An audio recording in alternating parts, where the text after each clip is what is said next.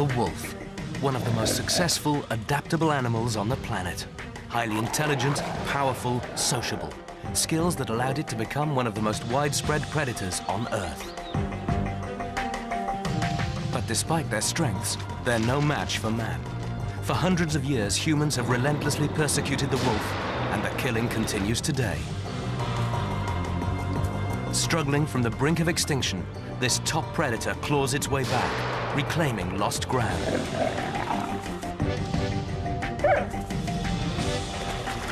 Thanks to the efforts of people, the wolf is once again conquering the world, and hopes are high for the return of the global wolf.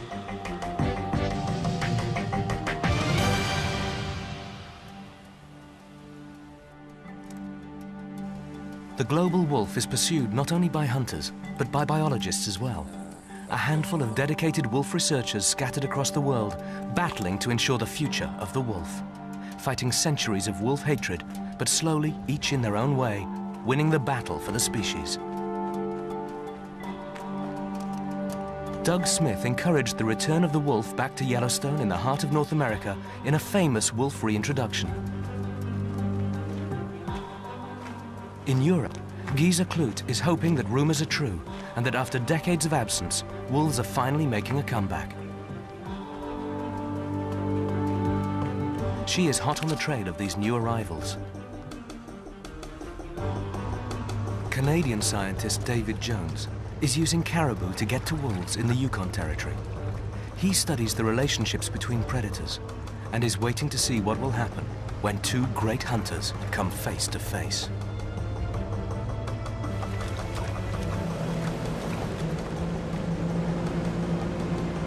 Vladimir Bologov is truly on the front line, saving wolves directly from the hunters' guns. In his native Russia, wolf hatred means he must work hard to ensure their future. These dedicated few are the only real hope, but with their passion and the wolves' ability to survive, they are making a slow but steady change. The story starts in Europe, in a land where hundreds of years of killing have prevented wolves from making a comeback. Wolves haven't lived here, in Germany, for 150 years.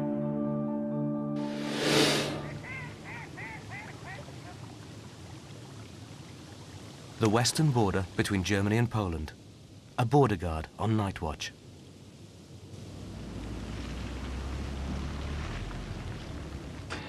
Deployment of high-tech machinery reveals strangers in the darkness.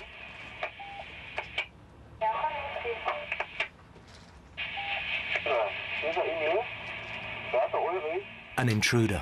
Someone or something is invading the border.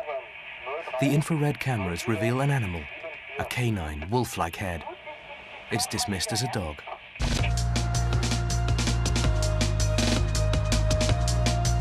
The River Oder lies less than 70 kilometers from Berlin, the capital city, an unlikely place to find wolves.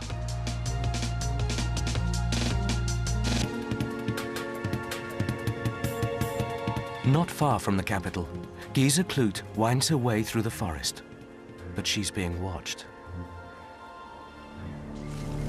The attack. But there seem to be smiling faces on both sides. Geza is a wolf biologist, and these captive animals are her friends. Wolves tend to be very friendly among themselves and to any people that they know, people that they like. They show unbelievable friendliness and exuberance.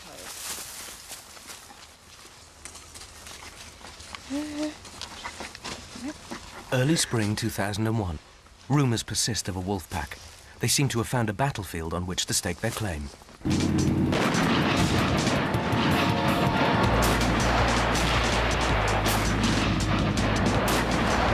A military training area next to the Polish border. Wolf expert Geza is called in to confirm or dismiss the stories. Years of fieldwork tracking wolves through the forests of Eastern Europe have primed her for this mission. But can she find them? If wolves did cross the border, they would be able to live here. They would find plenty to eat, and there are enough inaccessible areas where they could retreat. The area is populated, but not in such a way that it would cause any problems for the wolves.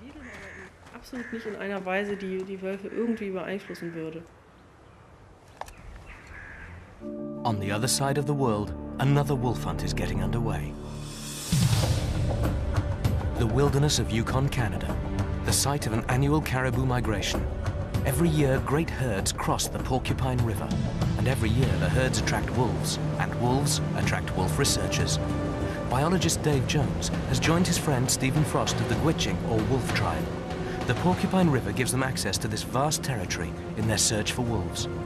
For several years, Dave has been studying the interactions between predators and prey. The caribou cross in this area? Another 16 miles.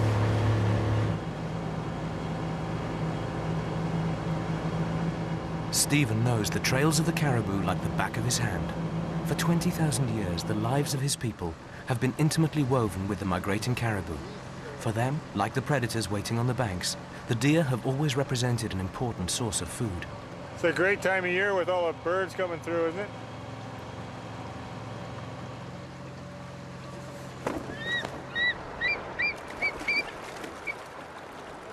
The Porcupine River snakes through prime wildlife habitat, from southeast to northwest, where it joins the Great Yukon.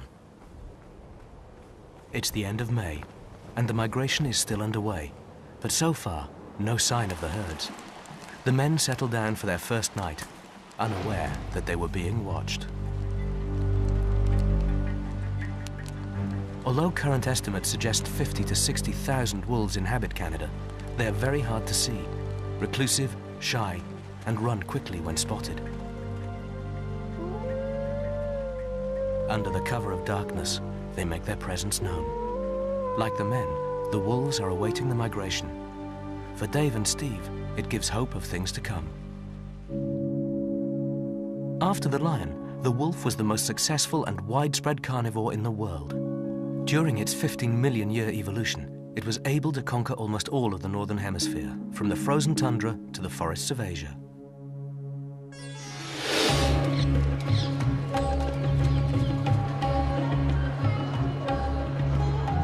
India, one of the most densely populated countries on Earth.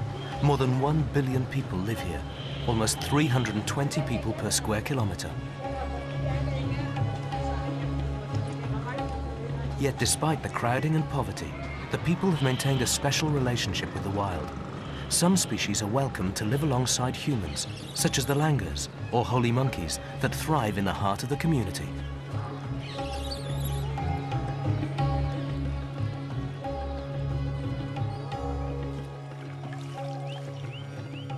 India's rich natural history has inspired many stories.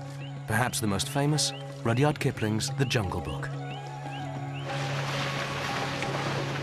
A favorite of children across the world, The Jungle Book tells of Mowgli, a boy befriended by the animals, an orphan abandoned in the forest, but adopted and reared by a pack of wolves.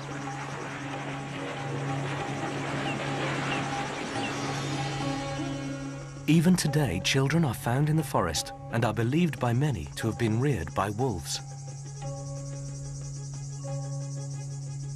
There is another side to the wolf's personality, and in India, there are some accounts of wolves killing children.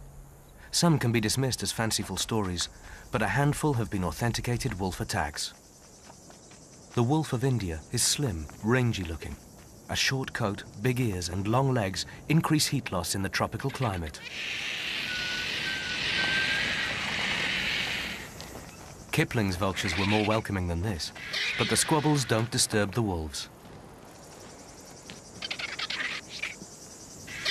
One of the traits that makes the global wolf successful is the close bonds that form between individual members of the pack.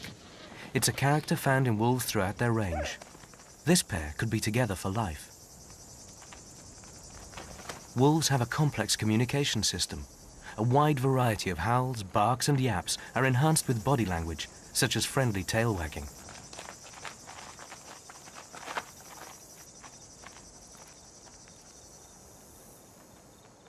Because of the pressures of land loss, the wolves of India have become rare.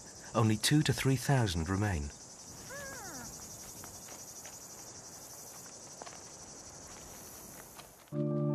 Often considered forest animals, Middle Eastern wolves have conquered even the toughest of deserts, Sinai, Egypt.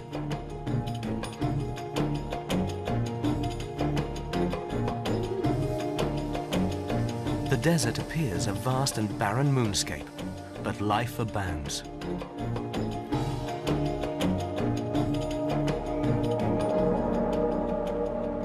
Mountain desert specialists like the Nubian ibex thrive in the harshest of environments, picking their way across the rocks.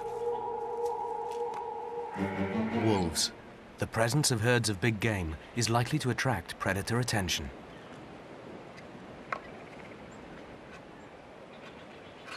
By day, the plant eaters feed on the grass high in the mountains. Safer here, they can easily spot approaching danger.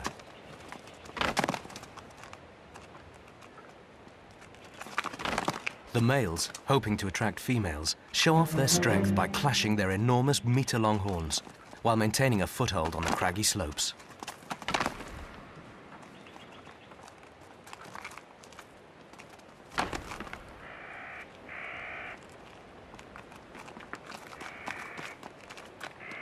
At dawn, the animals must make their way to lower ground in search of water.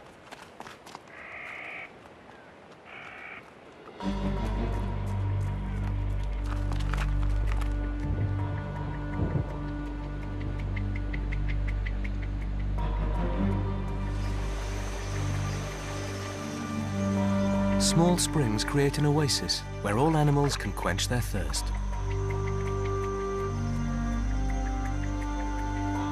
The wolf knows that sooner or later all will be forced to drink, and when they do, she will be ready to greet them. All she has to do is wait.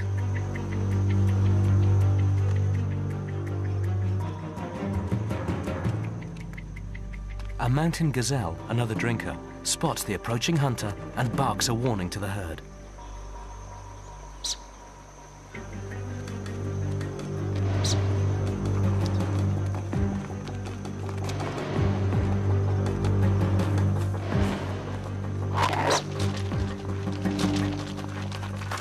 But for one youngster, it was too late. Part of the secret of the global wolf's success, to adapt to new situations and exploit every opportunity for an easy meal. Wolves have dominated the Israeli landscape for thousands of years. But 140,000 years ago, there was a big change. The first modern humans appeared in Eurasia. Wolves never conquered Africa, and so Israel is probably where these two top predators met for the first time.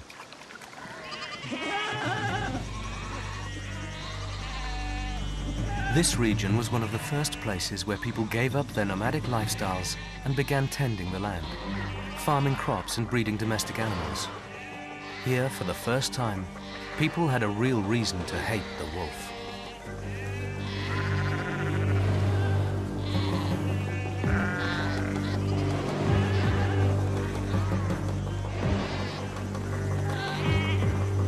These wolves seem more interested in harassing the sheep without serious intent. Perhaps they've recently eaten. But they can and do kill livestock, and for that, they have become hated.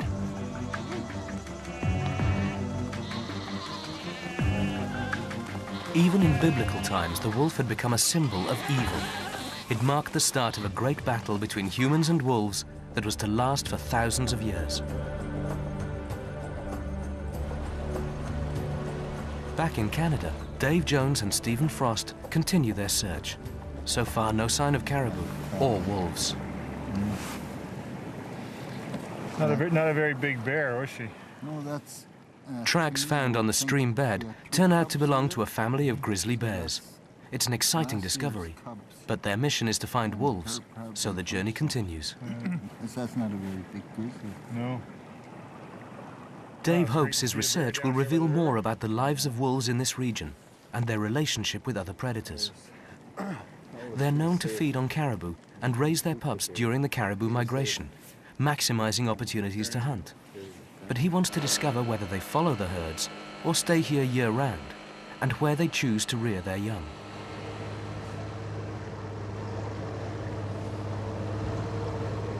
Steve has spotted something. That cliff over there you see. A wolf. As usual, it turns to run off. They land the boat to get a better look. Dave expects the wolf to disappear into the forest, but it doesn't. It turns and howls.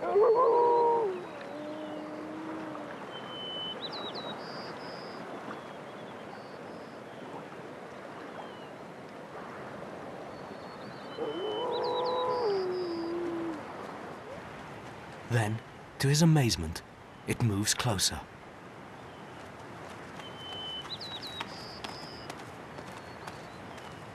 Dave decides to try something.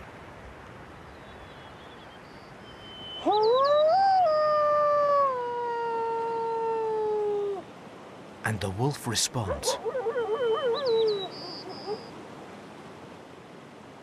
The way the wolf really seemed to be communicating with me as I howled to it was truly a wonderful experience, to be able to see the wolf and to howl to it and spend time with it and actually feel like there's a connection between us as humans and this animal in the wild. A truly unique event.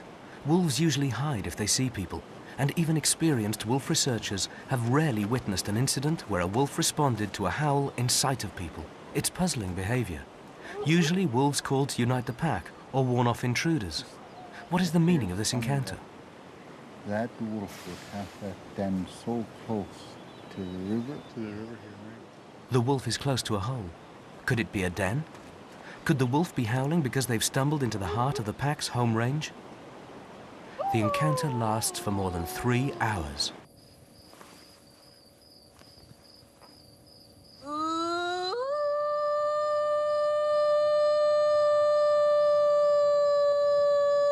On the other side of the Atlantic, Giza is trying her hand at a bit of wolf calling, still hoping to find wolves on her home ground. Wolf researchers call to try and locate wolves at night, when the wolves can't see them. Howling is central to the wolves' social organization, keeping the family in contact or providing gossip on the neighbors. If a wolf hears the call, or even a human imitation of it, it is compelled to respond. If there are wolves here, then they're certainly not as obliging as in Canada.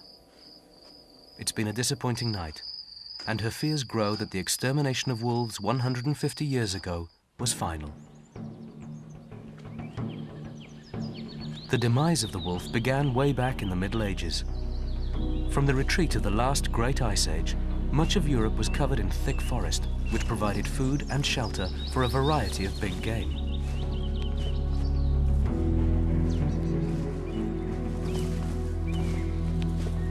Plant eaters such as bison and red deer browsed on the trees, and they in turn were preyed upon by a variety of hunters.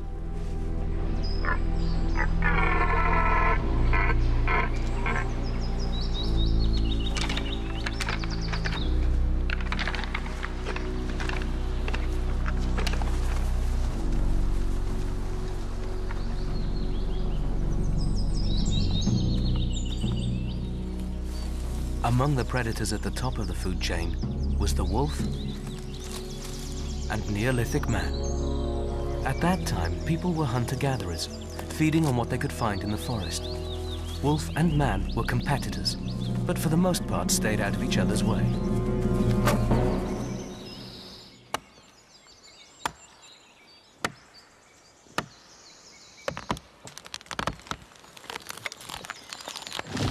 But things were to change. After the collapse of the Roman Empire in the 4th century, religion began to enforce ideas, and the wolf's reputation diminished.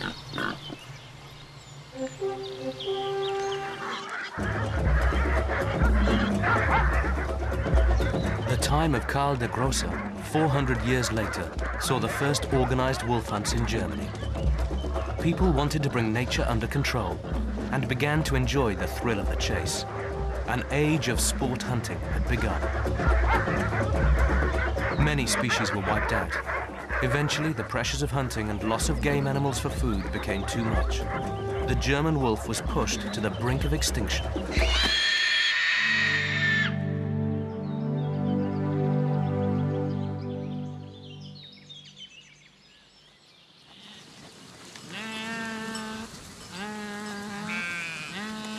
The native landscape was converted to pasture, patrolled by farmers wanting to protect their livestock. Wherever wolves remained, their need for food brought conflict with people. They were relentlessly killed. It was a great battle that removed the wolf from most of Europe, a battle that the wolf could not win.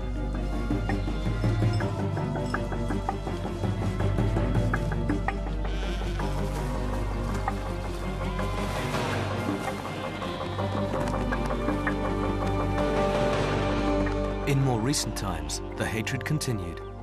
In a typical example from 1948, a wolf was spotted in the fields of northern Germany, but it was far from welcomed. Watchtowers were quickly set up, and hunters waited day and night for the chance to kill it.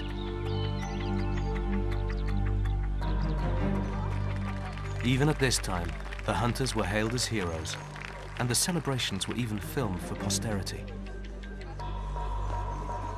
Since then, wolves have tried to establish themselves in Germany, but every one has been shot before it could settle. It was the same story across the globe.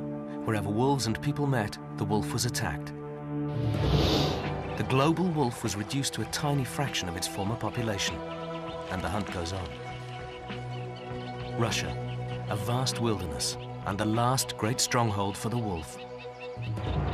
Most of the world's remaining wolves live here, around 35,000 animals.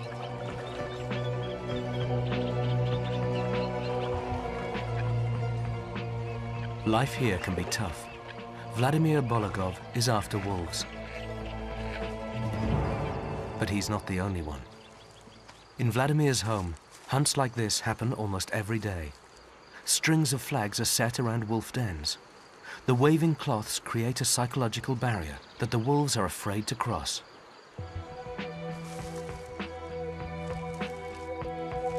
Russian wolves are given no protection, and the hunt is never-ending. 14,000 are killed every year.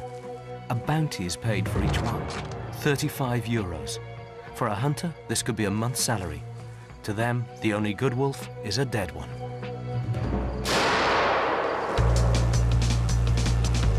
After the devastation of World War II, the Russian population had little time to hunt, a reprieve for wolves. Unfortunately, people saw the increase of wolves against their own impoverished state as a sign that the wolves were taking from them, fueling their hatred. The wolf became the enemy of the state. The spoils of a successful hunt, orphaned, captured after their parents were destroyed. Often, pups like this are killed. But today, the hunter has the chance to make some money. Vladimir wants to buy the orphaned pups. He takes the puppies to a remote island where there are no people. But there are wolves.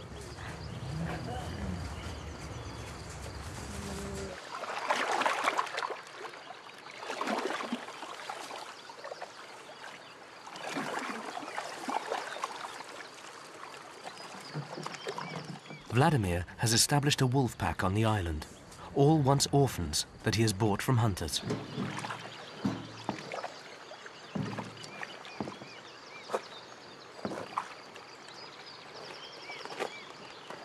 He unloads the frightened new arrivals. A tense time for everyone. Wolves do not always accept strangers into their pack.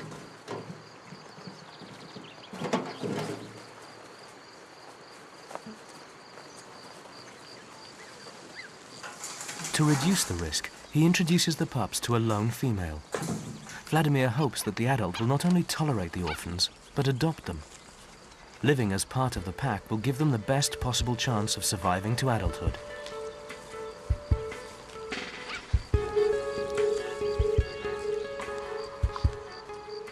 Later, the babies are introduced to the rest of the pack, and with their foster sibling by their side, they go unharmed. To wolves, as humans, the sight of a baby can evoke strong paternal instincts. The pups will quickly settle into their new home. The wolves are used to Vladimir, but he tries hard to limit his contact with them.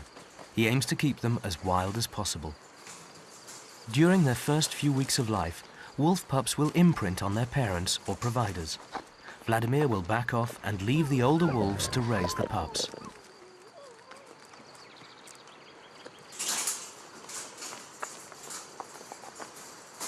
Once members of the island pack reach their first birthdays, it's time for Vladimir to return them to the wild.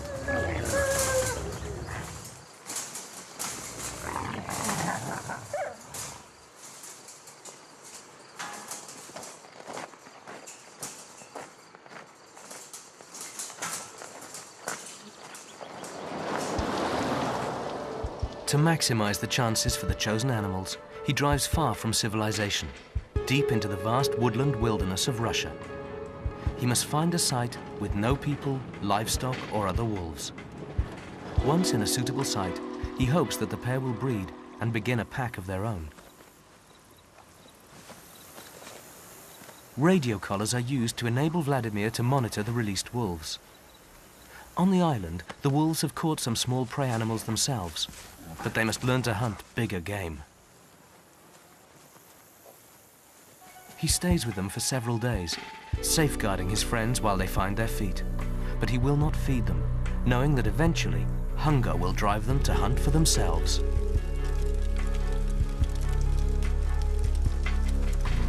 It's tough for both Vladimir and the wolves. He must say goodbye, and hopes that the release site is remote enough to keep hunters at bay, while the wolves must learn to adapt to life on their own, without their human guardian.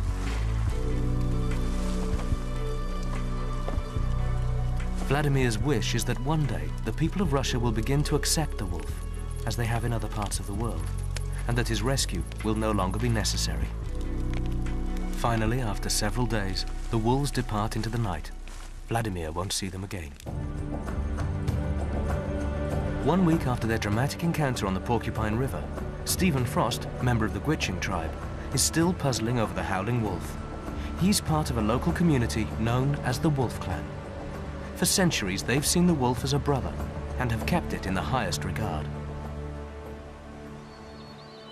He watches the den.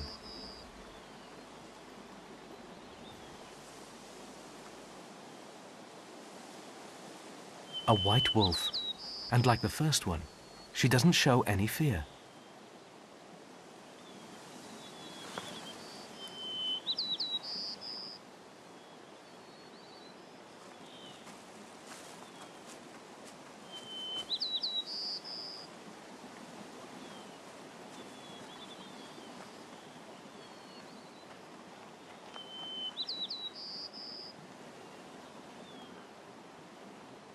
She forages on the riverbank and seems to retrieve some food.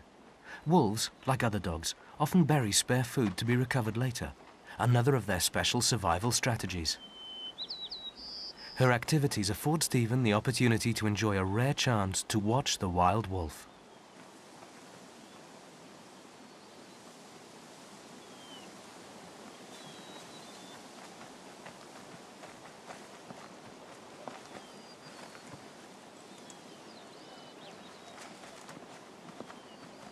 She starts to heave. Stephen at once knows what this means. She's regurgitating food. She has pups. With such young puppies in her care, this wolf clearly isn't migrating. For the first few months, wolf pups stay in and around their den. They must be a resident pack, no doubt waiting, like Stephen and the scientist Dave Frost, for the caribou to arrive. For now, they dream of the dramas to come. Back in Germany, and a wolf mother and pups is something that Giza can only long for. Still no sign of the wolves, but the trail is hotting up. She's found an eyewitness, the forest warden Rüdiger Preisner. The first time I saw wolves was about 2 or 3 years ago. There were 2. Both totally grey. At the time we thought they were just a poacher's dogs, but now we have become certain that they were wolves. Giza finds it hard to believe that there could be more than one wolf in the area, and doubles her efforts to find out. The military zone is laced with sandy roads. If wolves are here, the soft soil will tell the tale. Then suddenly, success. A trail. Das war vielleicht gestern erst. The tracker accompanying her asks if she is certain, but she's in no doubt. It's the track of a wolf. Wonderful news for Giza. It seems that the German wolf is back.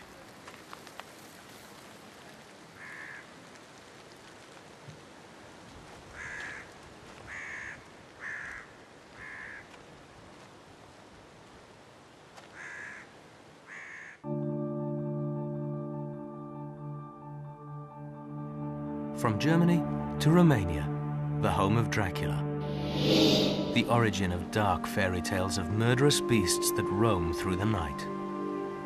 The ancient forests of the Carpathian Mountains are largely unspoilt and home to most of the 3,000 or so wolves in Romania.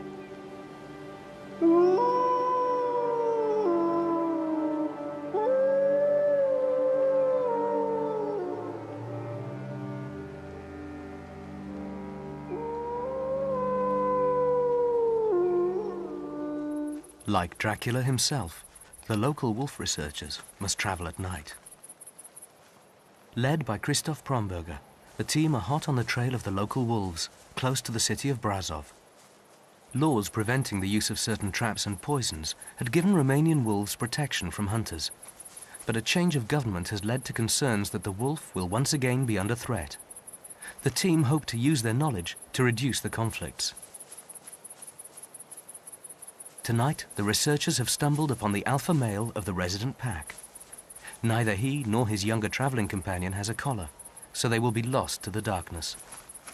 But the team have picked up a faint signal. It seems to be coming from the city itself. The signal identifies the animal, the alpha female known to them as Timish. Following the signals of Timish, the scientists find themselves on a very busy road leading to the city center. It's a surprise to find such a timid animal venturing into noisy, crowded suburbia.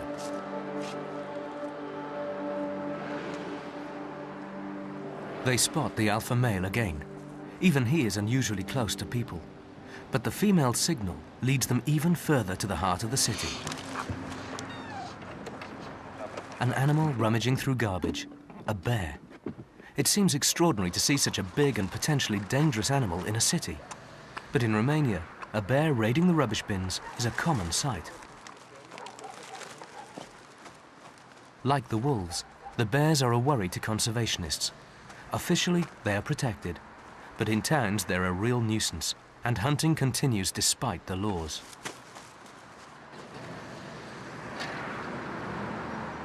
The first signs of daylight.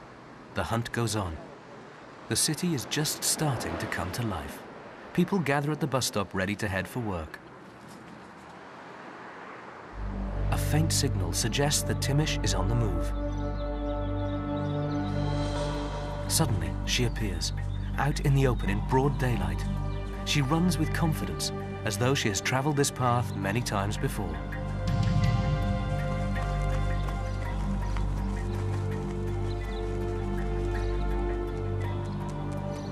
For over an hour, the researchers give chase.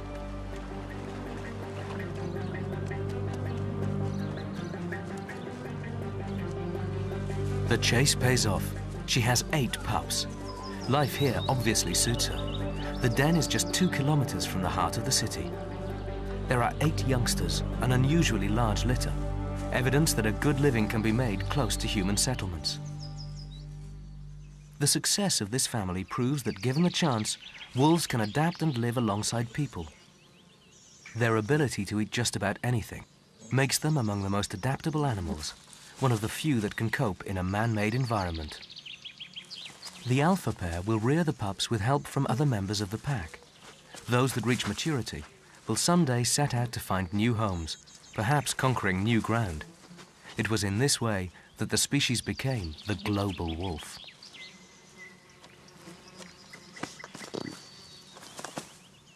For their first few months, the pups will receive care and affection from the older members of the pack, who provide warmth, shelter, and food. Even their rough and tumbles are tolerated at this tender age.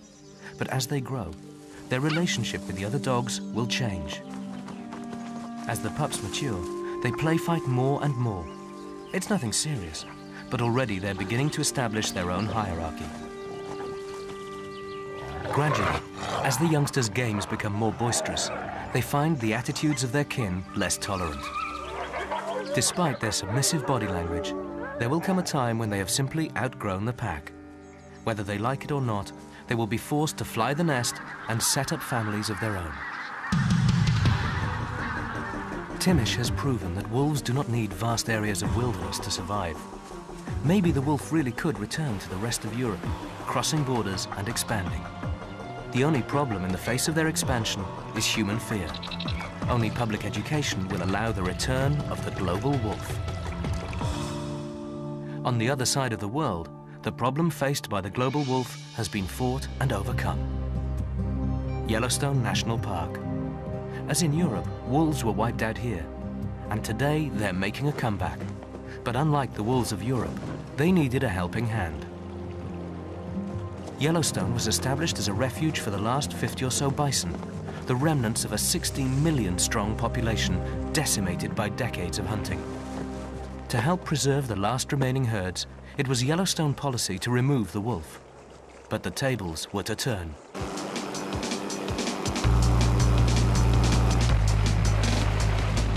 Winter 1995. Some 900 kilometers away, Canadian wolves are under attack.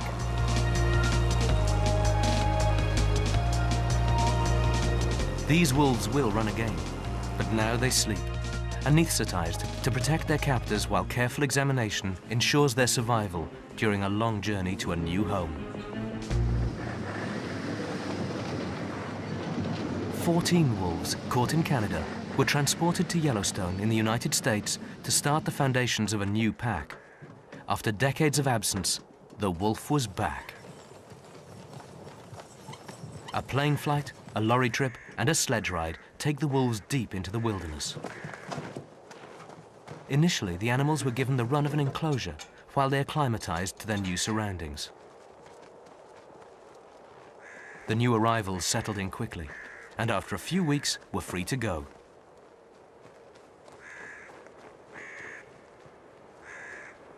A black female was the first to leave, and nearly 10 years later, her son, wolf number 21, one of the first wolves to be born in the wild, is still the favorite of wolf biologist Doug Smith.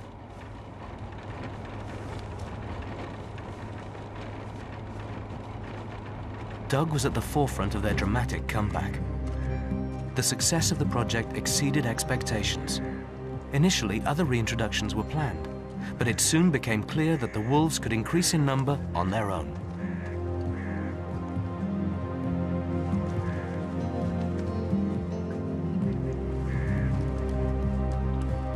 For Doug Smith, it was an opportunity to right some of the wrongs man had inflicted on the wolf.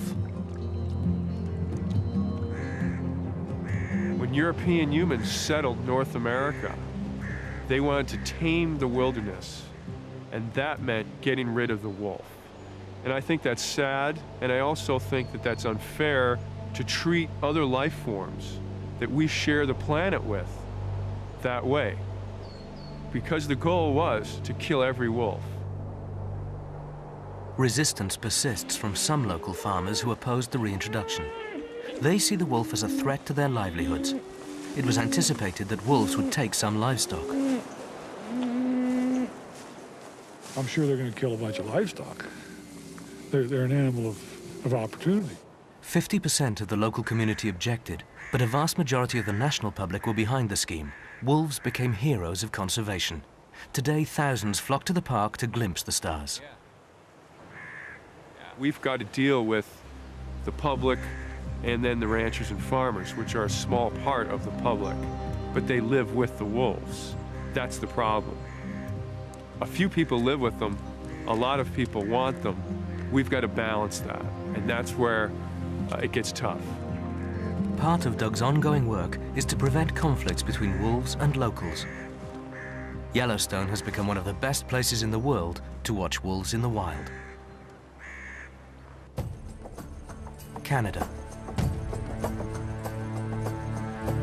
From his lofty perch, the eagle has spotted something. The caribou are finally on the move.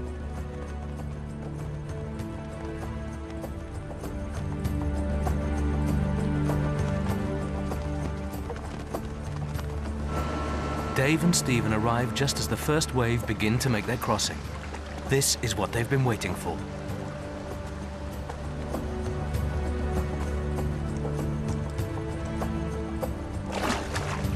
We were watching the interactions between the wolves and their closest competitor, the grizzly bears. And these two species, the wolves and the grizzly bears, both at times during the year are very dependent upon the caribou herd. Dave already knows well that, like the local people, the bears and wolves are dependent on the caribou herds, although they have a far lesser effect on caribou numbers. Of a population of around 130,000 caribou, around 10% are hunted by people, while only 3% are lost to wolves and bears. The predation doesn't threaten the herd's survival. Around 80,000 calves are born each year. The caribou follow a migration route established hundreds of years ago. Like the wildebeest of Kenya, they present an annual spectacle as they tackle every obstacle in their path. Even the strong currents and steep slopes don't halt their advances.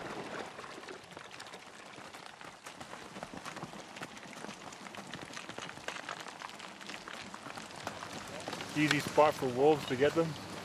But the migration takes its toll. Young and old animals are exhausted by their march, and hungry eyes are always watching, looking for any sign of weakness.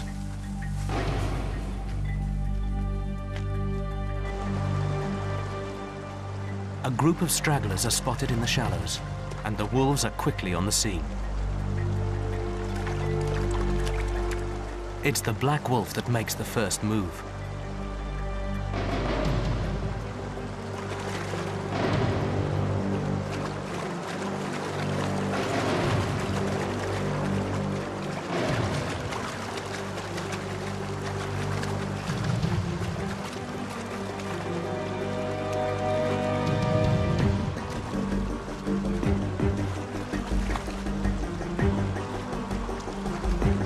A wolf trademark, using combined strength to bring the huge bull down.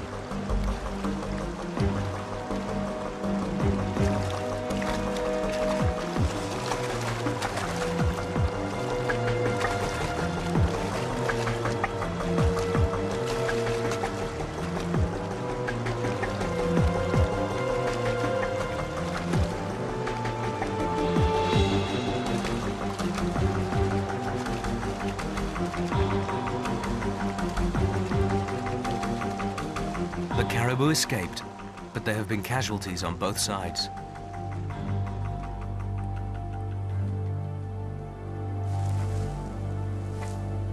The caribou won't last for long. A day later, and the wolf pack have had their fill, and crows pick over the remains.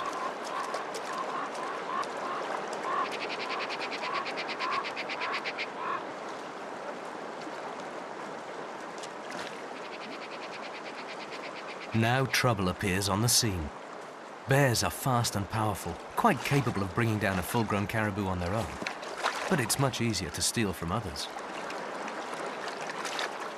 The grizzly may weigh 4 or 5 times as much as the wolf, so it doesn't have any trouble in laying claim to the meal.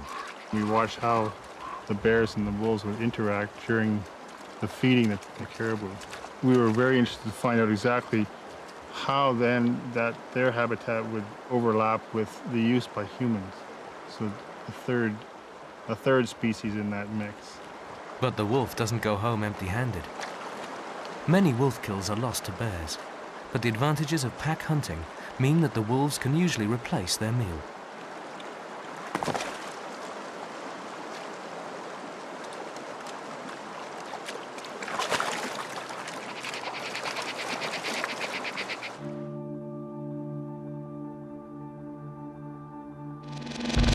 Giza is still watching the German landscape, still waiting for a glimpse of the wolf.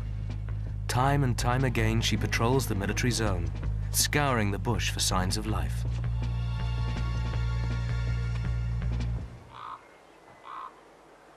She regularly sees boar and deer.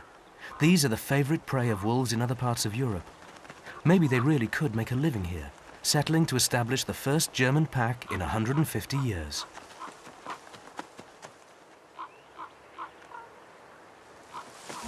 Then finally, there it is.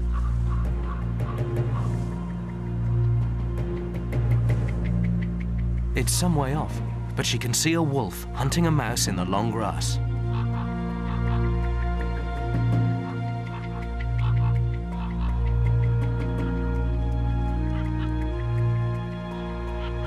The proof she has been searching for. A wolf back on German soil.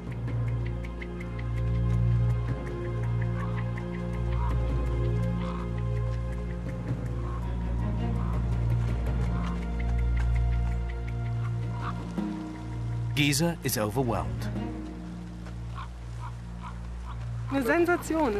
It's so exciting for me. I've been to Estonia to study them, many miles away. And now they're right here in Germany. They live right here. They seem to have settled down, maybe rear their young. I found droppings and tracks. It's great. Further observations confirmed the pack had produced young of their own. The wolf was back. So it seems that the wolf is expanding its range. However, its future does lie in human hands. But there is a final twist in the tale of the global wolf. Wolves are everywhere, at least in one form. Around 14,000 years ago, people befriended the wolf, a relationship that was to give man his best friend. Today, the descendants of wolves sit in living rooms across the world. We have harnessed the power of the wolf, its stamina and strength, to help in the hunt. We use its intelligence and instincts to herd a farmer's livestock.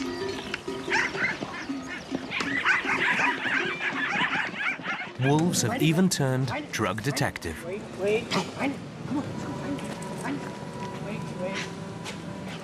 Sometimes it's hard to recognize the wild animal after thousands of years of selective breeding and a few hours in the doggy parlor, but it's still in there. With our help, the wolf has conquered the world. Maybe human attitudes have changed, paving the way for a glorious future for the global wolf.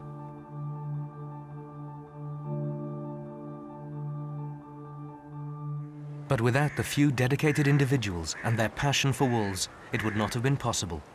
Their efforts to win public support for the wolf have been central to wolf reintroduction. That's what Doug Smith does, showing visitors to Yellowstone the role of the wolf in completing this ancient ecosystem. Preparing people to welcome the arrival of wolves ensures their future success. Gisa Klut never tires of dispelling the myths surrounding the wolf. The Russian Vladimir Bologov takes the hands-on approach to saving wolves and releasing orphaned pups. He uses his experience to teach students, training the future task force to fight for wolf protection. And Dave Jones continues to travel the wilds of Yukon to reveal some of the secrets behind this most successful of predators. His unique encounter, a reminder that this ancient hunter is still surrounded by mystery. His message is that the wolf has become a symbol for all that is wild. If all the Gisas, Vladimirs, Christophs, Dougs and Daves of the world are successful in their mission, then maybe one day in the future, wolves and people can unite in a common goal: to ensure the future of the global wolf.